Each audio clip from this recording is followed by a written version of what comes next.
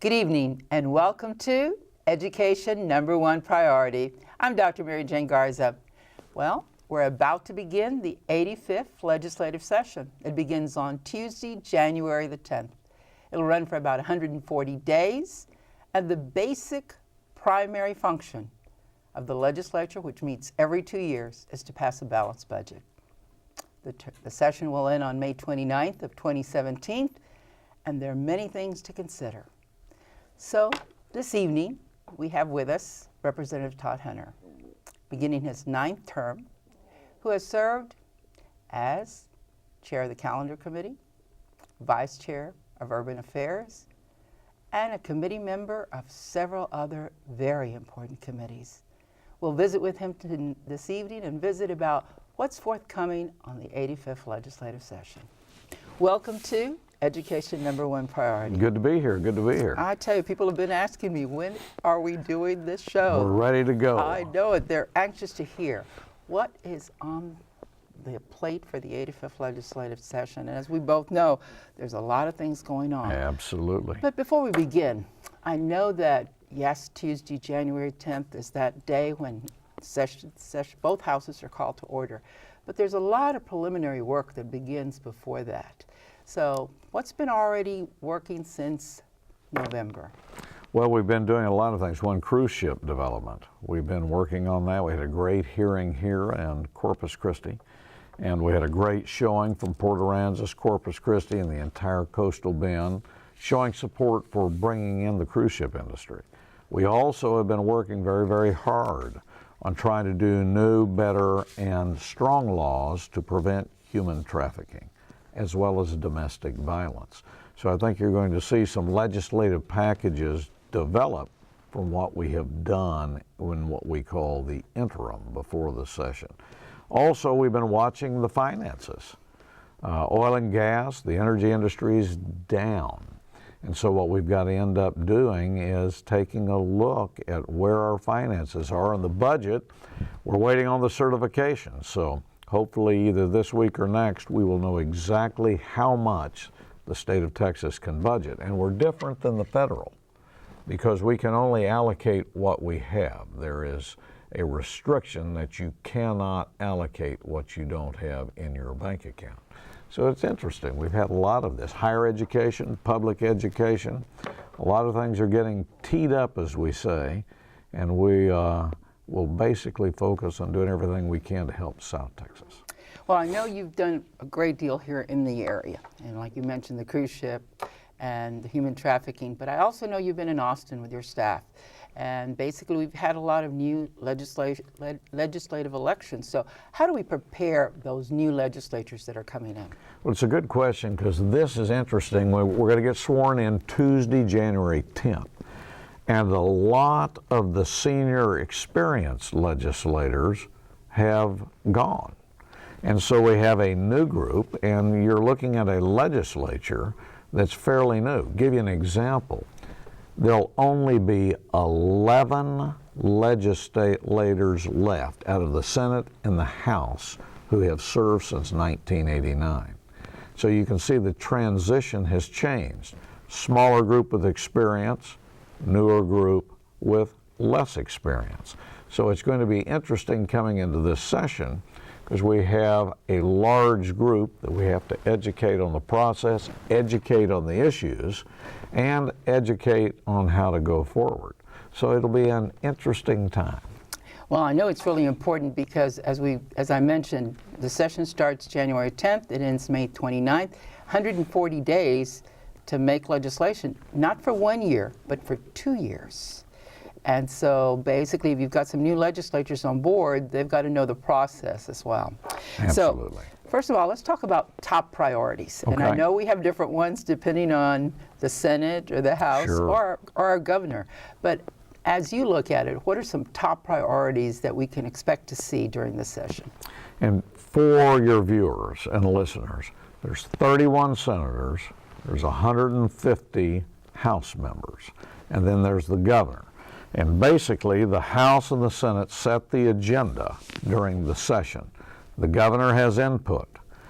And then when we end at the end of May, The governor can call us back if certain work is not done. Then the governor controls the agenda. So it's kind of interesting that priorities could change depending on what we do or we don't. Here's what I think. I think this will be a funding financial session. Because oil and gas money is down, we won't have as much. We're not going to be in a disaster. We're not going to be in a bankruptcy situation. But it's going to be tight. It's going to be thin. That just means we have to be stronger and a little bit more efficient on how we allocate the money. So I think funding, looking at where the money's coming from, is going to be a big focus of this session. Take education. Let's take higher education. Let's take public education. We need to take a look and see if we have the right monies going in. Are the schools properly being funded? Port Aransas ISD is operating under an old law which basically punishes their own residents because the money of their own residents doesn't go into that school district. And then you see folks in South Texas that seem to not get their fair share. So we will be taking a look at the education funding, especially on the House side. Windstorm, it's always going to be an issue. Windstorm insurance. We have a good law in, but some people don't necessarily like that the coastal communities have a good law. So I think that you will see some people trying to get involved in that, but that will make it an issue as well. For our area, I'm going to be pushing prevention of domestic violence, prevention of human trafficking. I'm going to do what I can to make sure the laws work, make sense, and stop these sorts of acts. And so we'll be working on these as priorities. But as any session goes, we start January 10th, and all sorts of priorities and issues could come in. But I think it's mainly going to be a funding financial session. And I'm glad we mentioned that because I think it's important for our listeners to realize that, you know, yes, there are priorities that have already been voiced at the House and the Senate, and our own governor has voiced. But in the end, it's all going to be about those dollars and what's available. That's correct. And that was going to be one of my questions, and you've already answered that because I was going to say, how much money do we have? And at this point, we really have not had a certified budget for us to work with. We haven't. We're waiting for the comptroller to tell us. And it'll either happen in the next couple of weeks, and then that tells you how much you have to allocate. And it'll be tight, but you also will be able to manage.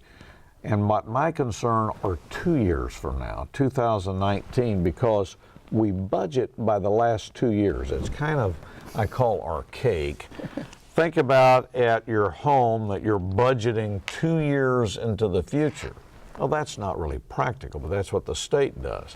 They take the last 2 years' money and they budget 2 years into the future. And so what happens is it's hard to predict when you're relying on the last 2 years' money. And if energy keeps down, that means in 19 it could be very low. And that's important as well because, like you mentioned, it's like our own checking account. At least we know from paycheck to paycheck what's there and we save. But this way, what if we had to look 2 years back and say, okay, let me budget. So it is a very challenging session for two reasons. One, the way I perceive it, we don't know our dollar amount yet. There are a lot of priorities out there, and we have new legislatures in both houses that have to make some decisions about dollars. Absolutely. Right. Absolutely. Now, let's talk about November the 14th. That was the magic day when bills could already begin to be filed for the 85th legislative session. And as I was reading, there were hundreds of bills that were filed. But let's review that bill legislative process, because I think sometimes people do not understand just because you file a bill doesn't mean it's going to become a law. That is correct. What happens is you have a general election, and as soon as that election's over, about 30 days before the legislature starts, which is that November time period, legislators or legislators-to-be can start filing what we call pre-filed bills. So you'll see hundreds of bills filed. However, we haven't even started. We don't even start till almost a month later. But a lot of folks want to get low bill numbers. They think that's significant. They want to get the issue out. Who knows what the motive is, but you will see a lot of thoughts and ideas.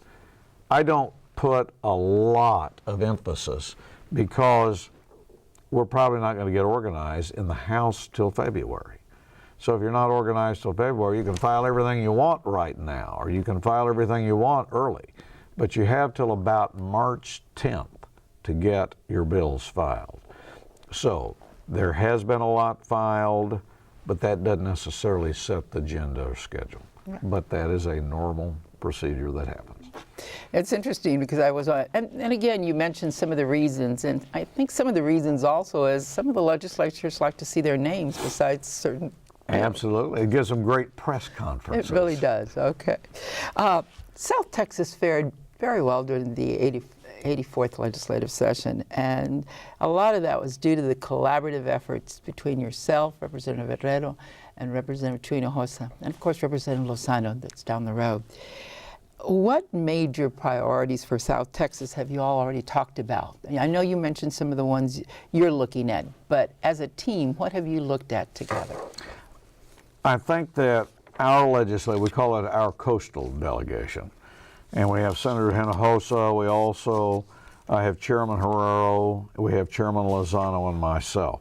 We also, in Port Aransas, which is part of Nueces County, we have Senator Colcourse.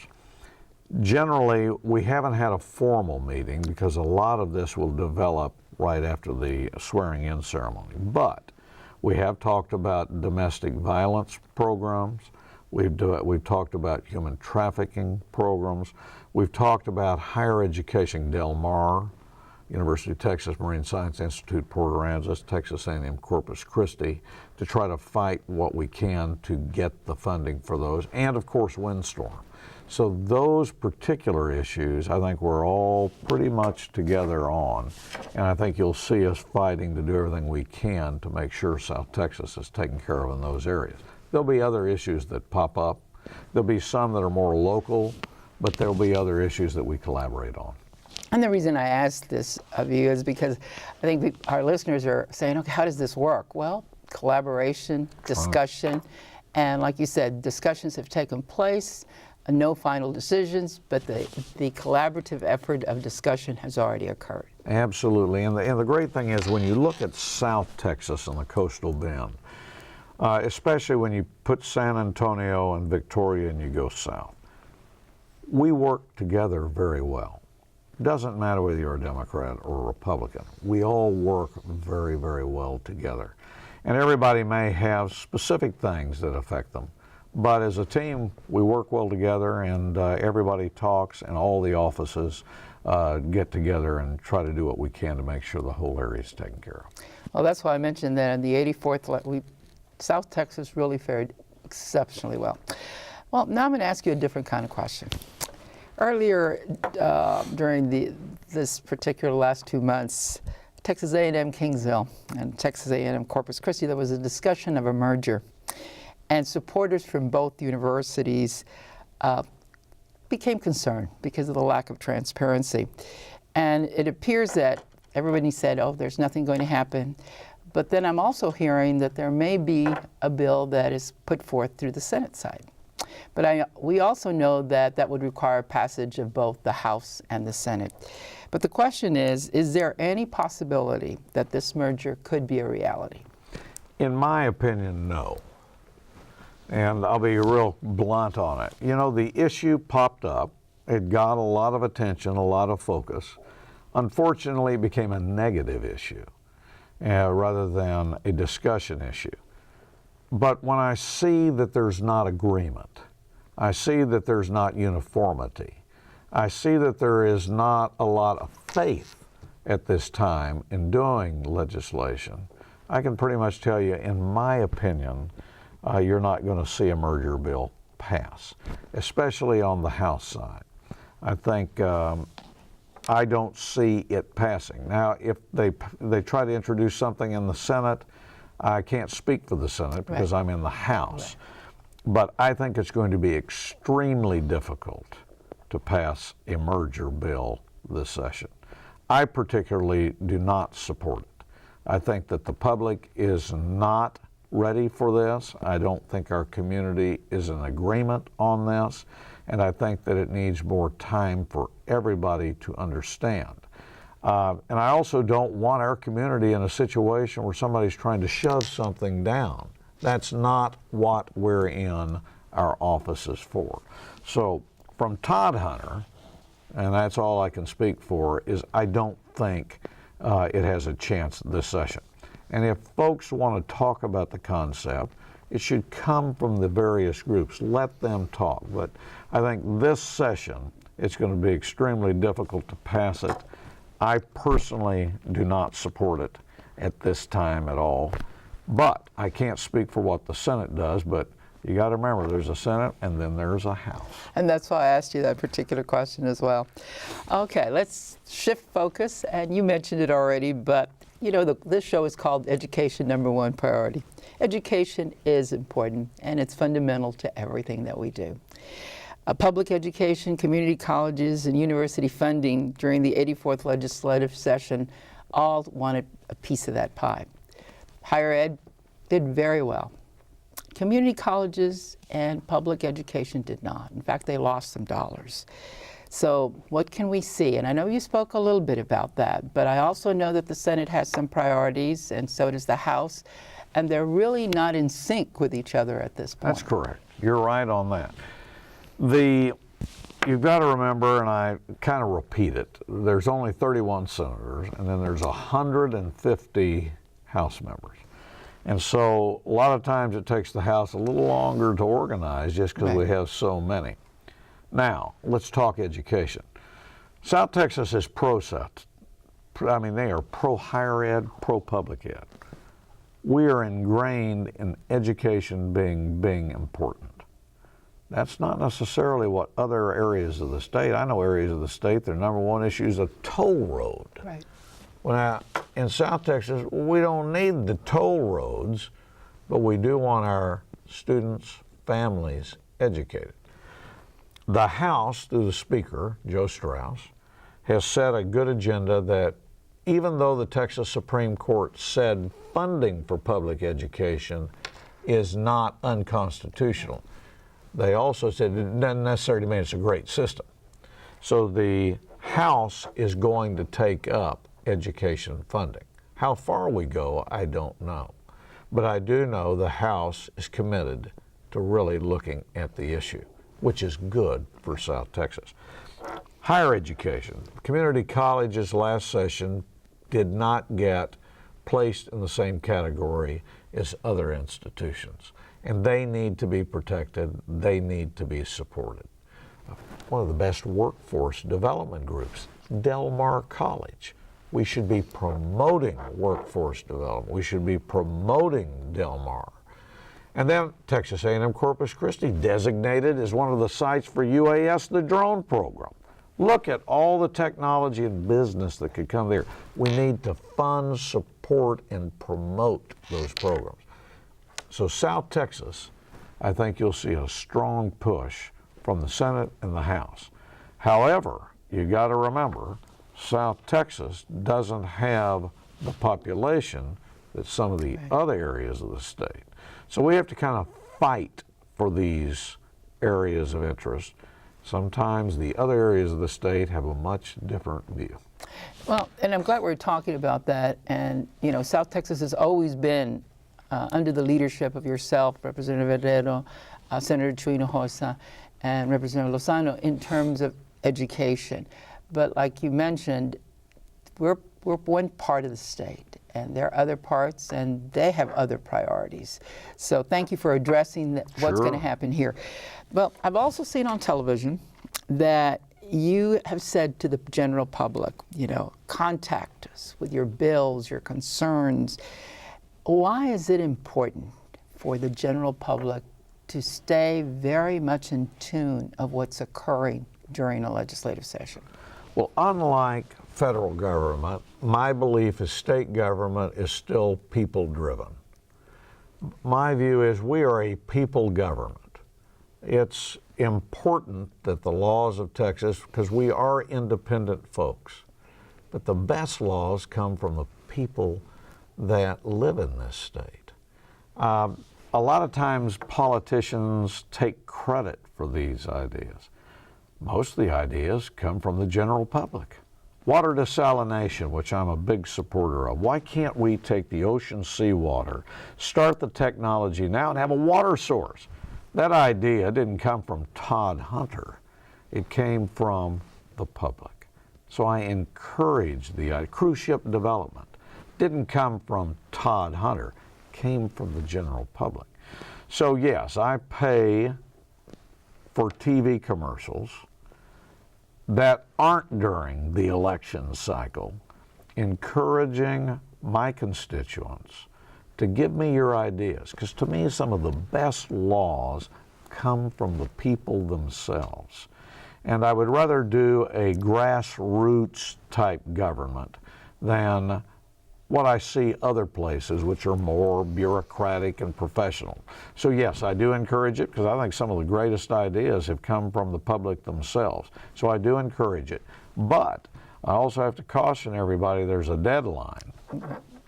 And under the Constitution, we have to stop filing bills around March 10th. And a lot of people don't realize there's a 60-day window, which basically says March 10th you stop filing bills. And so I'm encouraging a lot of folks right now, get us your ideas, because if there are things we need to fix, cure, add, the time is now. And I want to hear from them. But there is a cutoff that then we can't file afterwards. So I'm encouraging, but I want everybody to know there's a deadline.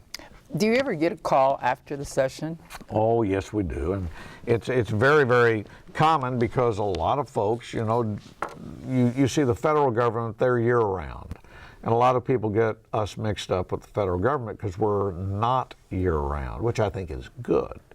But yes, we get requests. And sometimes there's nothing we can do, but sometimes we might be able to go help them with a state agency on getting a rule change.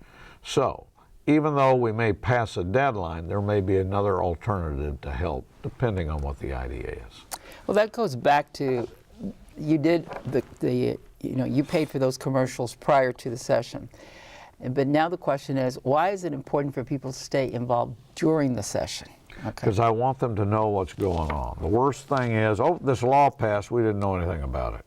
What always happens is we have a session and we do all this work, and then all of a sudden these laws start going into effect in September and in January.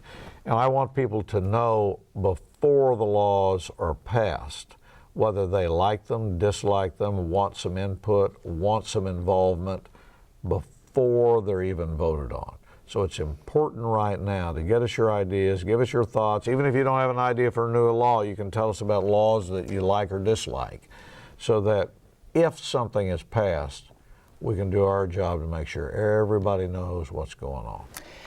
And right before we went on the air, we were talking about a law that has been passed, and that was the law that required school principals in the public schools to register students that were 18 or were going to be 18 within 60 days.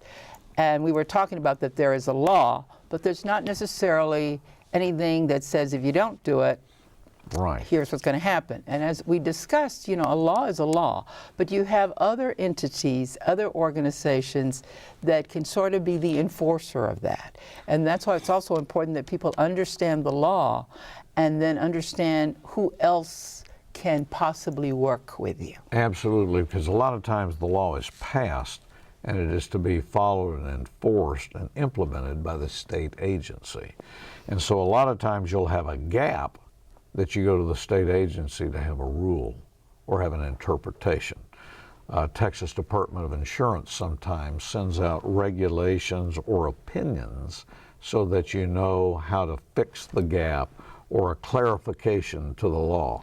So a lot of times, yes, it's a general law, and then you go to the agency to have them clarify, specify, or enforce.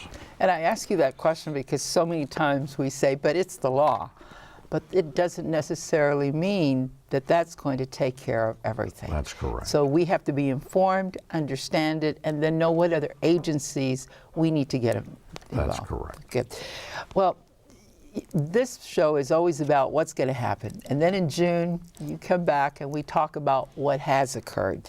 So I'm looking forward to our June meeting when we talk about, all right, now that the 85th legislative session has adjourned, and possibly not a special session, Right. but if there is, we'll talk about that as That's well. correct. Then we can find out exactly what occurred. For our listening audience, is there anything else you'd like to say to them about staying informed during this session? Let me just make sure they know how it works. Once we get sworn in on Tuesday, January 10th, we basically stay in Austin for 140 days continuously. We come home on the weekends. Right. Some weeks are a little shorter than others. If you need us, you contact my local office, you contact the Austin office. The folks that work for me, we have people in the Coastal Bend, Corpus Christi area, Port Aransas area, and in Austin. But we are constantly in communication. But I don't want anybody to feel that they shouldn't be plugged in, so I encourage everybody, call us, write us, email us, and make sure that you let us know if you have some thoughts or ideas, because we want everybody to be plugged in. And then in June, hopefully, I can give you a good summary of good things for South Texas. Thank you always for coming. I really appreciate it. People look forward to hearing about what's about to happen, and then they look forward to about what did occur. Thank you again. Well, as you can see, the 85th legislative session, which will begin on January 10th and conclude on May the 29th, will be a very interesting session. We do not know the dollar amount that we have to work with. We know we have a lot of priorities from both the Senate and the House. Let's see what will happen. This has been Dr. Mary Jane Garza, and this is Education #1 Priority.